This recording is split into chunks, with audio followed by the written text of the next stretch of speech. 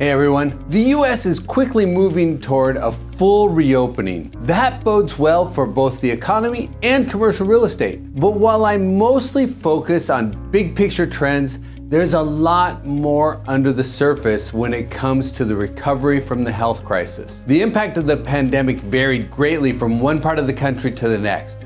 And as a result, some cities and states have much more ground to recover than others. New York City, for example, was particularly hard hit. And although a recovery has started, employment is still down dramatically by more than 500,000 jobs compared to pre-pandemic levels. At the other end of the spectrum, Salt Lake City's employment has actually increased. There are 13,000 more jobs in that market than there were in February of 2020. Now, incidentally, Salt Lake City is the only major metro that actually gained jobs. Everywhere else is still in the recovery process. But because the pandemic impacted each city in a very different way, commercial real estate faces very different situations in each metro.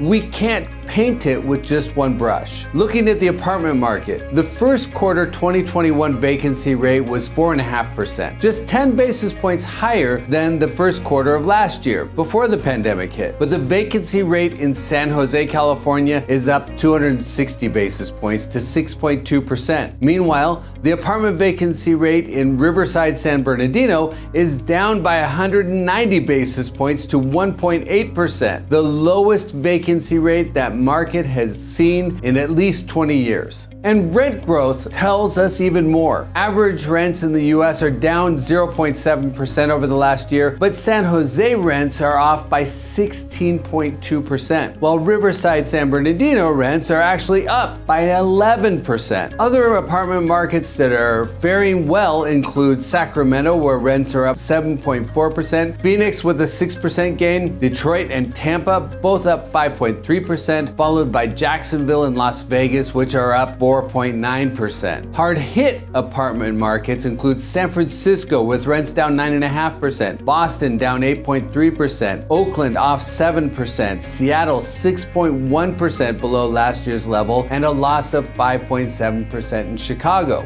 But remember, just because a market took it on the chin during the pandemic doesn't mean these cities should be counted out. The post-pandemic recovery could be very swift in some of these cities. The retail numbers don't vary as much as the apartment, but the difference is still pretty dramatic. While US retail rents are down 0.2% over the last year, some markets have generated rent gains. Rents in Las Vegas are up by 6.9%. Seattle retail rents have risen 5.3%. Columbus is up by 5%, followed by Indianapolis's gain of 4.6% and Philadelphia's 3.8% increase. Markets with lower retail rents include New York down 8.4%. San Francisco is 6.4% lower, followed by Oakland and Milwaukee, which are down 5.7%, and Riverside, San Bernardino. The big winner on the apartment side has retail rents down by 4.6%. A quick look at office also highlights the market fragmentation. Office vacancy rates are up pretty significantly in all markets. The average national office vacancy rate is up